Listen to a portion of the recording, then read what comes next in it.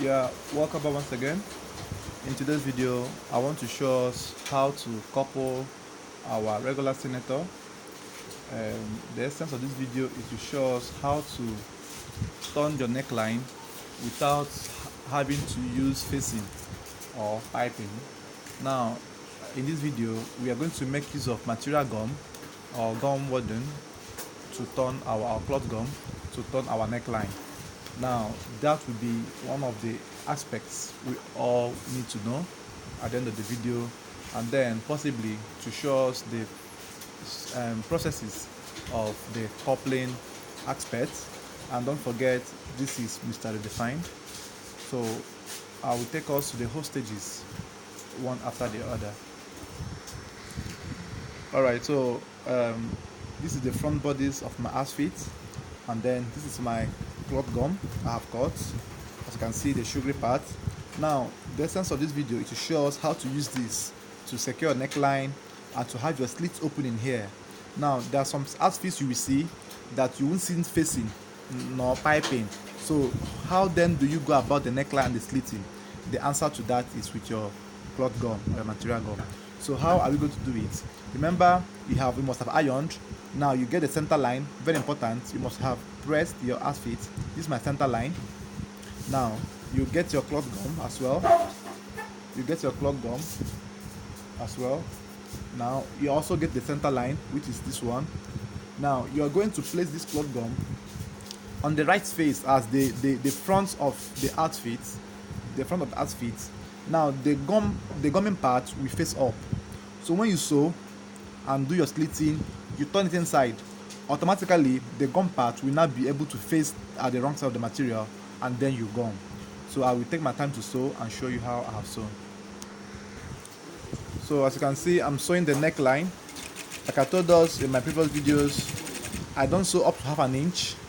I sew less than half an inch. So I'm sewing my neckline right down. Your sewing width is very important. So after sewing your neckline, the next thing you will do now is to do your slits opening. Now if you cross check what I have sewn, this is not up to half an inch. Let's cross check it. This is not up to half, this is 0.3. Yeah, see my half an inch here. This is 0.3. So this is what you sew. Now after that, you notch the center and sew the center placket opening. So right now, before you start sewing, you must make sure you have marked the placket opening you want. So normally for all adults you use 6, but on some cases you want to use 7 because of my customer size. So I believe 7 would be okay for him, so I'm using 7. For adults, 6. Then on your own discretion, you can increase to 7. So 7 from the neckline sewn, and not from the tip, from the sewn of the point of neckline, 7 inches down. Then I will now sew on both sides of the center line I have ironed.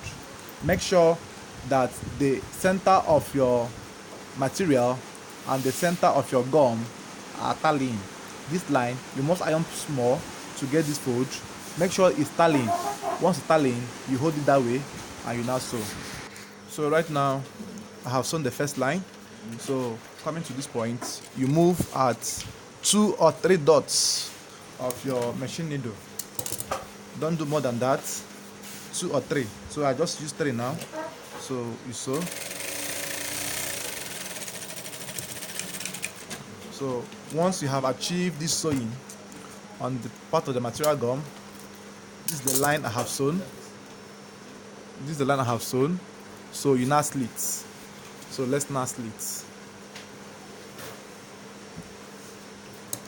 So you now slit your material gum together with the front body of the clothes. You slit in between the sewn line. You slit, then give a V notch in here to help you relax. A V notching, and then you go about notching the neckline of your outfit. You notch the neckline.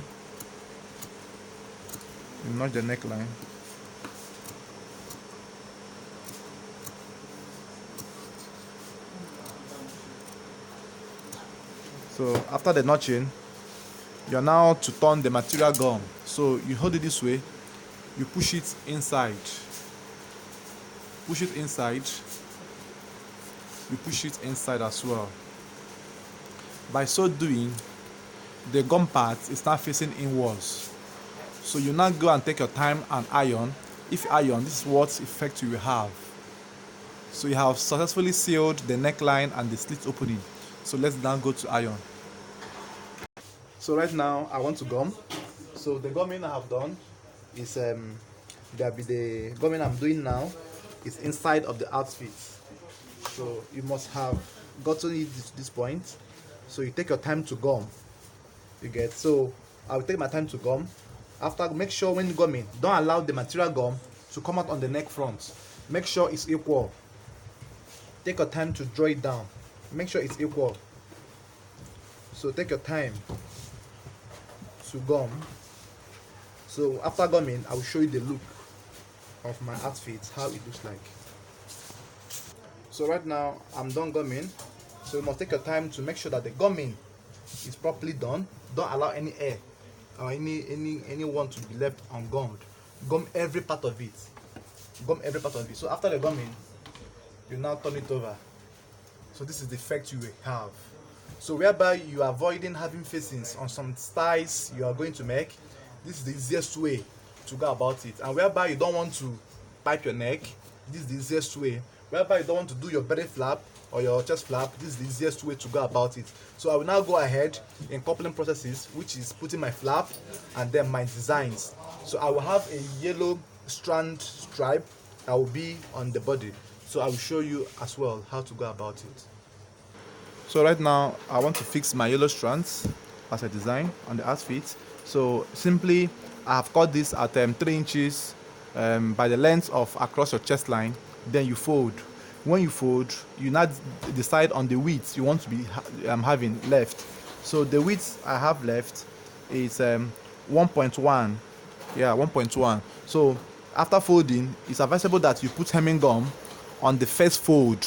On the first fold, hemming gum should be inside here for it to be able to be very firm. So it won't give it an effect of air or rumples on the top side. So you take your time to program this, make it to be straight. So fix it properly, take it right down. Then after that, you now go to fix the second one. So I'm still fixing. As you can see, the yellow design and the body of the outfit. So I'm still fixing. So you take your time to do this. So after running the first line on top, you also run the second one down. So hold it firmly. This is how you will do your own to make it come out nice. So I have fixed the first one. I now want to fix the second one. Remember, this design is your choice. You mustn't do the design, but in case you want to do it, this is how it's being done. So I will also take my time to program this to come out this way. It's advisable that you leave a smaller gap in between so that it will show there's a difference or there is material on top of this. So don't make it on to lap. And to make it to have a gap. The gap you are going to leave must be smaller than the original one, the one you are fixing. So right now I have fixed my yellow strands. So the next step I will do is to fix my flap. So this is how it will look like. So my flap will now come here. I will also show you how I prepare my flap and how to go about fixing it. So right now I want to show us how to do our flap. And this kind of flap, personally, I call it double flap. The reason it's double flap is because it has two sides of the flap and then a center line in between. So this is my size of flap. I have cut already, I have gummed. And then the measurement I use in cutting is 3 inches width, 3 inches this way, 3 inches width, and then length of your choice. But I'm using length of 21. So you cut it into 2, you gum. When you gum, you fold one edge by 1/2 inch. This fold is very important. And then you get your desired material that you want to be showing inside and then fix under. So now the same width of this yellow strand can be 2 inches width, then same length. So this is 2 inches width, then the same length. So I will show you how to go about it. So then before you start coupling, there are what we call decorative stitches which you use to make your outfit to look nice. So, and you are going to make such here. So what do I mean? You just have to top stitch at the tip of this flap to give it a more finishing effect and make it to be relaxed. So I will top stitch and show you how it's being done. So right now I'm top stitching. I'm stitching at the tip of this flap, the part I folded. So you top stitch on both sides. So this is the first one, I have done it. So I'm going to do the second one. That's the area you folded. You top stitch at the tip. Now it gives you a more relaxed effect and neater finishing. So you sew at the tip. You take your time to do this. Don't be in a haste to do this. Take your time to do this. Relax and make sure your stitches are neat. Now after this top stitching effect or the top stitching part, you now go about fixing the inside. So this is the effect, giving me a more firm and rigid edge at this point. So after that, you bring your yellow strand, you keep it on the machine, place on top. Now when you place, you are going to sew half an inch away from the top stitch point or from the edge of the material, half an inch away. And how do I go about it? I have used my shoe footer to program my sewing. So you also have to monitor and observe your own. So I'm using my shoe footer to program my sewing. So you take your time to as well fix this. Make sure that the lines are straight. That's the essence of your sewing. Take your time to do this. If possible, if need be, you can mark. Use your chalk and mark. I'm using my footer because probably I'm used to my machine footer and the size. If you're not sure of your footer, you can mark. Use chalk and mark, as long as the chalk will not dirty the outfit, whereby you can clean later on after sewing. So after that, you now place the other one at the other side as well and repeat. Now while doing this, you need to now give the gap the extent you want the yellow tiny line to be showing. So bear in mind that the thinner the line, the smarter the work. If you want your work to be so sweet, use a tiny line. Don't use a bolder line. If you make it to be too bold, it won't really be nice. So make it to be tiny. So how then do you do it? You program it this way, open it up the extent you want it to be showing. So this is how I want mine to be showing. So you take your time to program it. You now sew. So this footer is, this gap is how it's going to come out. So you take your time to run this from upside. Make sure that the sizes or the size from up to down are the same. Go gradually. That's the only way you can do this. Don't rush to sew it. Go gradually. When you sew, you stop to rearrange the material to give it the same size from the beginning. Don't be in a haste to do this. Go gradually.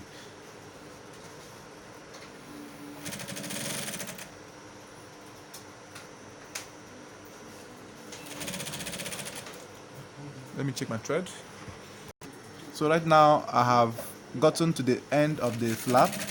So I will show you what next to do. So as you can see, my yellow line is showing at the center line of the flap. So that's the essence of my video. So as you can see, the line is showing and it's as small as possible. So what you just have to do next is you now trim off the excesses. Now you raise it up, trim off the excesses here. Now you now go to your table and fold your flap to your desired width you want. So you take your time to do this. You trim off the yellow strands, the sides, you trim it off. Now go to your table to fold the size of the flap you want. So let's go and fold. So right now I have trimmed up the excesses, and then I want to fold. First and foremost, you need to iron. Like we all know, the essence or the secret to every neat sewing is ironing. You cannot do without ironing. So try your best to iron, whether it's the electric one or the charcoal one. There's no problem. Try your best to iron. So I'm going to fold the flap to the width I so much desire. So right now this is my flap.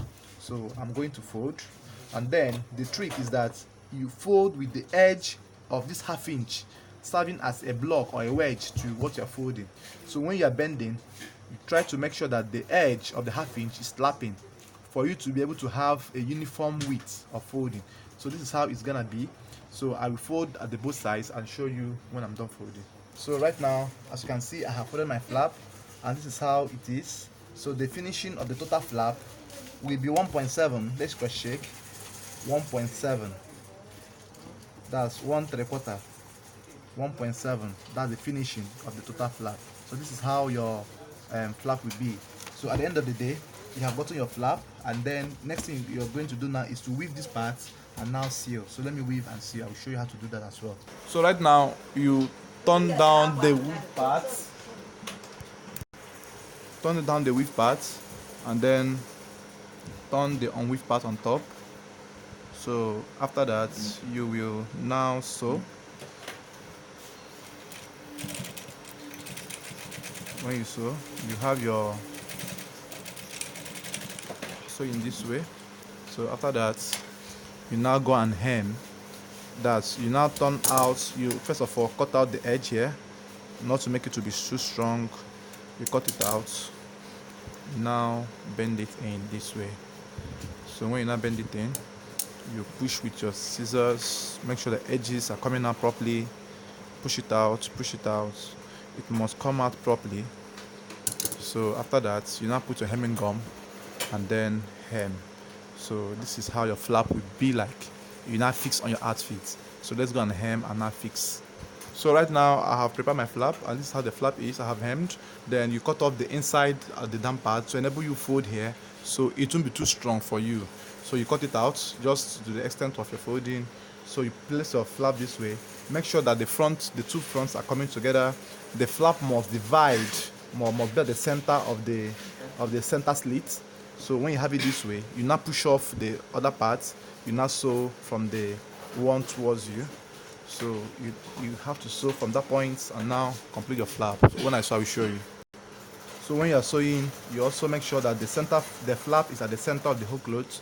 You make it to come up this way. So you take your time to fix this. Don't rush, don't be in a haste.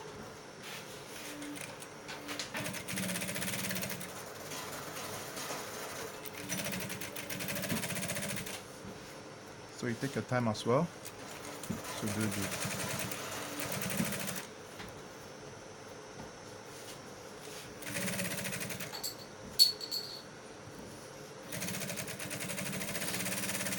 So coming to the end of the flap, you now decide on the final length you want. If there's any need for you to reduce the length, this is the time you have to do it. If not, you have to continue with the length you have. So if you want to do it a normal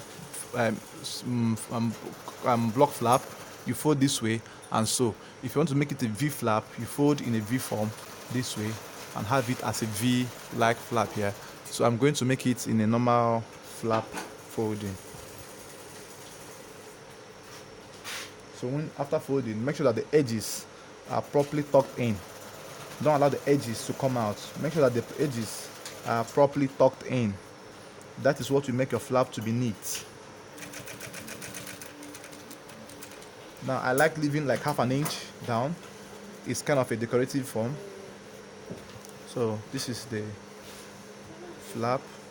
So you hold it this way now and then do your fold. So before you sew the damp part, you make sure the edge of this flap and the outfit are equal. Make sure that the both of them are equal. You draw out the excesses to avoid one part being longer than the other part. Make sure that the edge is very straight. So when you hold it this way, you have gotten the extent of the flap you want. You now hold the flap and then make sure you tuck in the flap folding properly so that it won't come out after sewing. It's part of the finishing effect that you might wish to have, or you must wish to have.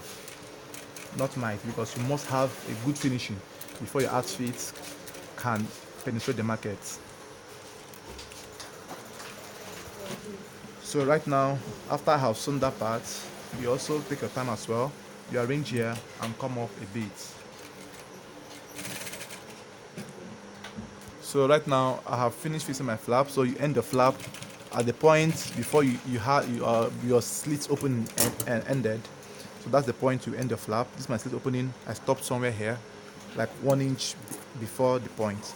So right now, having fixed my flap and the design I have on my front block, and then for those of us that would like to know what is called brooch, this is what we call brooch. Now it has different styles of designs. You're the one to buy depending on your outlet. The one I bought, this one is sold for 500 naira on my outlet. So depending on the one, you have higher quality actually. So you get the brooch. Now they have different types of brooch. So when you get it, it's going to be fixed on the outfit. So this is the brooch I have for this outfit. So this is the point I will fix it for my finishing. So I'm trying to cross check if the brooch and design will go. And as you can see, it's really making sense. So this is where it is going to be fixed. And how do we fix it? It has a pin-like effect stuff at the back where you can unpin, clip on your outfit, and then clip back. So this is how it's being fixed. So this is where my brooch will be.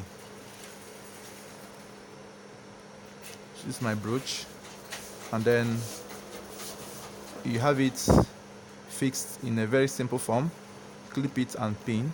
So this is the brooch, and this is the design I have on my outfit. So this is for the front body.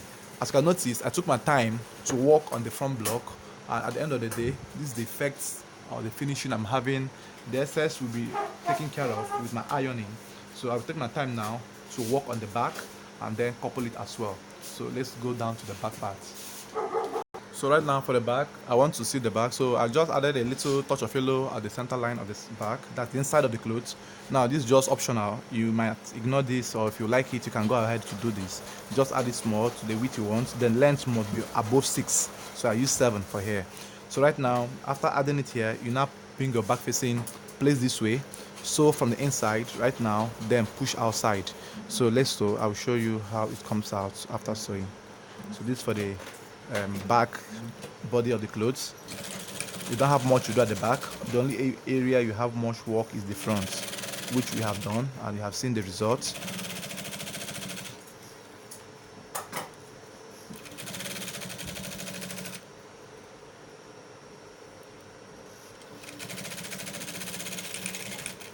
So I have sewn. Then the next thing you need to do now is to notch. Notching is just a slight cut on the neck circumference of your outfit that you have sewn.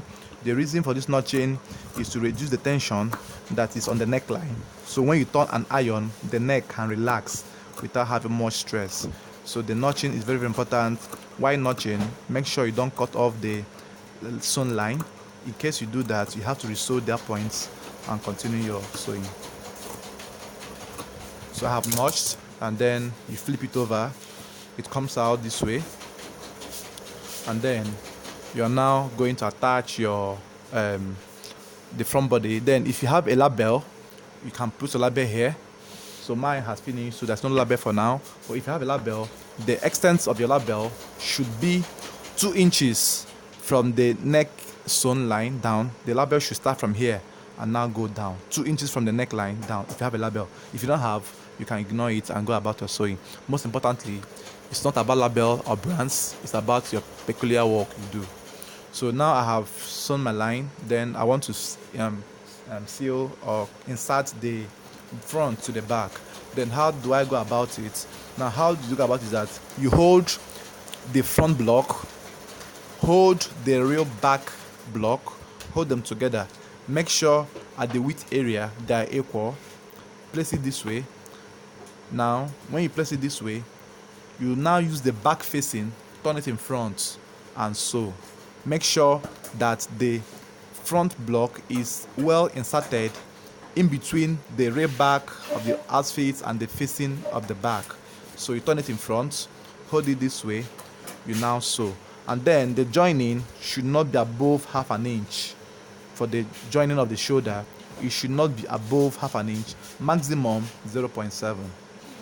So I will sew and show you how it's like after joining the both. So whatever you do on the one part is what you're going to repeat on the other side.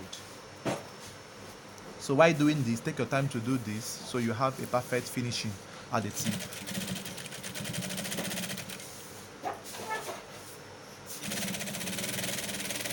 And make sure whatever you're sewing, take it to be the same width and sew outrightly. Don't reduce or increase the inch of joining the inch of joining from the neckline to the shoulder should be equal. Repeat the same process at this side. After repeating, I will show you what next to do. So right now I have sewn the two sides with less than half inch, and then with half inch, and then it's advisable that you cut off the tip this way, cut it off. Now the essence of this is for you to have a smooth outfit when you turn, so you will not go and have a thick neckline. It makes the work to shine if you iron the shoulder area. So cut it off this form, but don't cut off the point you have sewn, just slash it off, and then you turn it, you flip the back facing back again, then draw the shoulder point so it comes out well as well. You draw this one as well so it comes out well. You draw it, so you make sure that you take your time to do all this, then you draw it, it comes out this way. As you can see, the front and the back are flushing, they're in line. No one is bigger than each other, they must be this way. So any other rumples you see is what you use iron to take care of. Stretch your material, draw it to come out properly. Then after that, you now lock the back facing. Then how do you lock the back facing? The back facing can just be locked by just simply placing the back bodies down on your machine, and then the facing being on top. You start from the shoulder area, hold it firmly, draw this in to come out this way, hold it firmly. You draw your facing. Don't allow the facing to be rumpled. If you make it to be this way, it will have air, it will be nice. Make sure it's relaxing. Hold the front, hold the back, draw it down, then the facing should be lapping properly. And then it's advisable that you start from the sides to close your facing, so to make sure that it tallies with the center panel of the back. So you hold it this way, you sew. Now when you hold it from this point coming to the tip, you pin your machine, then turn it over this way. Then on coming to the back area, make sure everything you're sewing is relaxed. Open your hands, don't squeeze your hands when sewing. Spread your hands to make sure it's giving the fabric a strong grip. You should be the one to control your fabric and not the other way around. Don't allow your fabric to control you. Control your fabric. So when you give it a strong grip, you spread your hands and sew. So now sewing the back facing, there's one particular thing you must notice, that the center of your iron parts and the center of the back must tally. Both of them must tally. The center of the iron back and the center of the facing must tally.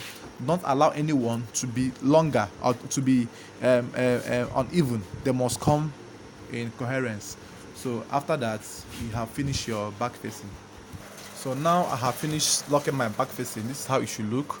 And then the next thing you need to do is you iron. You take your time, make sure you iron every part or every step of your sewing to make sure that your sewing is coming out well. So I'm going to iron now, and they'll show you the areas I'm going to iron.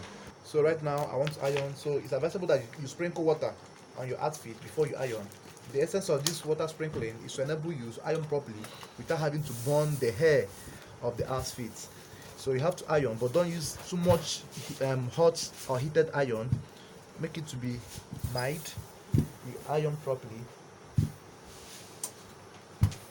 Make sure you iron out all the sewn lines to come out well. So you iron the neckline as well. Make sure it's coming out very well, the way you want, the way you desire. So iron properly. This ironing gives you a neater finishing on each stage or at each stage of your sewing, making sure that it's coming out to be nice. So after the ironing point now, the next step you're going to do is to trim your shoulder, and then you proceed to the coupling and fixing. So I'm going to trim my shoulder at this point. So you must trim your shoulder. So this is how the outfit is turned out to come out from, or like. So you see how it's coming out. So I'm going to fold this together. They must be equal. Bring it together and then trim your armhole, your shoulder and your armhole. Remember, I trim 2 times. I trim when cutting and I trim before I fix my sleeve. to reduce the excess folding, or to eliminate the folding that should have been on the shoulder area. So you trim by this form. Measure for the back, measure from the back of the neck of the shoulder, measure this way across. So his shoulder is 20, his shoulder is 20, so 20 is 10. I'm adding 0.3 to it extra. The 0.3 is the inch I use to join or to fix my sleeve, so I fix this way. Then I'm not going to trim more than the front armhole here. I'm not going to trim more than the front body armhole, so my trimming will end or will correspond at the point the armhole is jumping from. So I'm trimming from here now, so this will be the extent of my trimming. It should not be more than 1 inch inwards anymore. It should be at this point. So as you can see, it's not up above 1 inch, so 1 inch trimming. Remember, why we are sewing, we trim 1.5, and then when coupling, trim 1 inch to reduce the rumples that should have been occurred in your outfit. So I'm trimming from this point right now. So this is my shoulder and my armhole area. I'm trimming, so you have to cut it from that point. Don't go below the armhole of the front one that's already jumping.